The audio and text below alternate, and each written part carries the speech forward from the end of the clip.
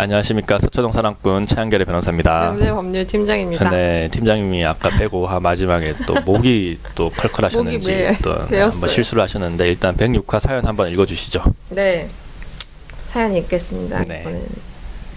네, 변호사님 안녕하세요. 이대로는 답답해 죽을 것 같아 상담 요청 드립니다. 저는 40대 주부입니다.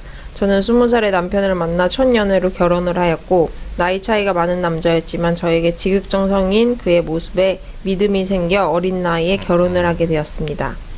하지만 그게 저의 잘못된 판단이었던 걸까요? 결혼 후 남편은 저에게 심한 집착을 보였고 제가 어디를 가든지 항상 데려다주고 데려오고 남들 눈에는 자상한 남편이었겠지만 남편은 항상 저를 의심하기 때문에 그런 거였습니다. 휴대전화도 사사건건 확인을 받아야 했습니다. 친구를 자유롭게 만날 수 없었고 어디를 나가는 것도 허락을 받고 다녀야 했습니다. 주부로 살아가고 있기에 항상 집에만 있는 상황이고 누구에게 하소연할 곳도 없던 차에 호기심으로 채팅 어플을 깔아 어떤 분과 대화를 하게 되었고 그분과 대화를 통해서 제가 살아온 답답한 이 생활을 하소연하였고 저의 유일한 스트레스 해소였습니다. 그렇죠. 이런 분들 많죠. 그렇죠. 네. 남편이 오기 전에 어플을 지운다는 것을 모르고 깜빡하였고 남편에게 어플을 들키면서 한바탕 난리가 났고 여지껏 바람 피운 것이 아니냐며 추궁하며 저에게 차마 입에 담을 수 없는 말들을 하였습니다. 이에 언성이 점차 높아지더니 저를 때리기까지 하였습니다. 저는 더 이상 못 살겠다 이혼하자 하였고 남편은 네가 유책 배우자인 주제에 알고 말하라며 이혼은 절대 못 해주겠다고 합니다. 이제는 하다하다 폭력까지 쓰는 남편인데 정말 남편 말대로 저는 이혼을 할 수 없는 건가요? 전 이제 벗어나고 싶습니다. 정말 하루하루 피말립니다. 도와주세요 변호사님. 네, 이런 분들이 의외로 많습니다. 네, 정말 이런 일들이 없어야겠지만 일단은 자기 남편한테 맞고 사는 분들이 꽤 많아요. 네, 꽤 많으니까 일단은 참지 마시고 일단 이런 분들은 당연히 이제 혼인 관계를 청산을 해야죠. 그 결혼하기 전에는 절대 모릅니다. 결혼하고 나서 아는 게 이런 이제 배우자의 이런 습성이죠. 그쵸. 네, 근데 일단은 많은 분들이 물어보시는 게 의처증, 의부증 이런 걸로도 이혼 사유가 되느냐 많이들 물어보시는데 됩니다. 진짜 원고 소송할 때 진짜 들어가거든요. 네. 많이 들어갑니다. 보통 이제 좀 유책 배우자인 분들이 이런 걸 많이 쓰죠.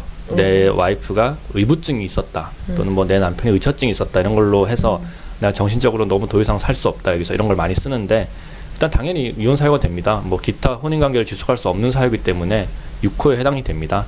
또 주변인의 진술도 있고 결국에는 이제 폭력까지 이제 당하셨다면은 당연히 가능하죠. 그렇기 때문에 지금 이제 경찰에 신고를 하셨는지 모르겠어요.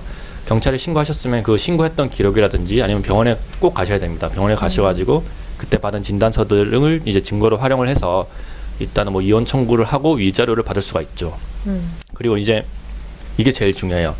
그 이런 분들을 보면은 결말이 좀 안 좋아요. 네. 이런 남편들이 보면은 그 아내분들을 계속 괴롭히고 막 때리고 막 이래서 보면은 결국에 뭐 살인까지 이루는 경우도 있고요. 아니면 역으로 오히려 남편을 이제 남편이 자고 있을 때 살인을 뭐 하신다든지 이런 거 이제 인터넷에만 보일 것 같죠? 아닙니다. 우리 주위에 굉장히 많습니다. 그렇기 때문에 이런 경우를 피하기 위해서라도 일단은 이혼을 진행하셔야 되고 일단은 그 경찰에 임시적으로 임시보호 청구를 이제 신청을 하면은 경찰 단계에서 뭔가를 해주는 게 있습니다. 검찰 단계에서.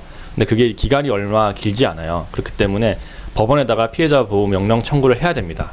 그렇게 하면은 법원에서 뭔가 이제 일단은 뭐 이렇게 신문을 합니다. 신문을 한 이후에 판결을 내려요. 결정문을 내리는데 그렇게 된다면은 남편과 확실히 분리될 수가 있고 그 전에더라도 임시보호를 이렇게 마련해주는 그런 절차도 있으니까 이런 도움을 요청하시면 됩니다. 그리고 이제 일단은 이분도 자신이 유책 배우자라고 일단은 걱정을 하시는 것 같아요. 그래서 유책 배우자도 이혼이 되느냐라고 먼저 많은 분들이 물어보시기 때문에 그거에 대한 답변을 드리자면은 유책 배우자의 경우에 아직까지 우리 그 대법원 판례 입장이 유책주의를 취하고 있기 때문에 이혼 청구 소송을 하더라도 기각될 가능성이 더 크죠. 그래도 일단은 유책 배우자라고 하더라도 이혼 소송을 제기를 하는 게 맞습니다. 뭐 확률 게임이라고 비유를 할 수는 없겠지만 이혼 청구를 해야지만 이혼 판결을 받아낼 확률이 조금이라도 있는 거잖아요.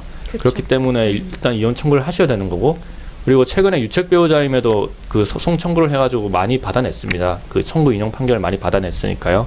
그런 이제 분들이 계시다면은 일단 이혼 소송을 청구하라고 저는 말씀드리고 싶고 그리고 지금 이제 이분 같은 경우에는 그 채팅 내용에 따라서 좀 달라질 것 같아요. 이제 뭐 채팅 어플을 깔아가지고 일단은 뭐 어떤 얘기를 했는지에 따라서 달라질 것 같은데, 제가 보기에는 이제 뭐 살아오신 답답한 생활을 하소연처럼 얘기를 했고 유일한 스트레스 해소 방법이었다 이 정도라고 한다면은 유책 정도 부부간의 정조 의무를 위반한 일체 행위 안에 제가 포함될 것 같지 않습니다. 그렇기 때문에 그것도 이제 뭐 그렇게 크지 않아요. 잠깐의 일탈은 유책이라고 볼 수 없기 때문에 지금은 유책성이 없습니다. 너무 걱정하지 마시고 이혼을 할 수 있을 것 같고, 지금 이제 이 사안만 보면은 일단 유책이라고 보기 어렵기 때문에 그 남편분의 지나친 의처증과 폭행 충분히 이혼 사유가 됩니다. 그리고 이제 뭐 일단은 그분과 나눴던 대화 내용이 일단 캡처가 되어 있다면은 분명히 남편분이 이제 때리거나 막 이러면서 자기도 찍어놨을 거란 말이에요.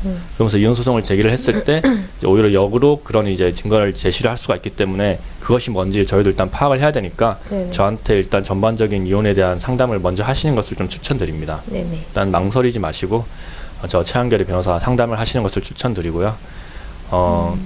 꼭 오셔야 되죠. 너무 안타깝네요. 이런 분들 이제 하루하루가 피말릴 건데 일단은 폭력은 계속됩니다. 폭력을 네. 한번 용서해주면은 안 할 것 같죠. 그렇지 않아요. 계속되기 때문에 네네.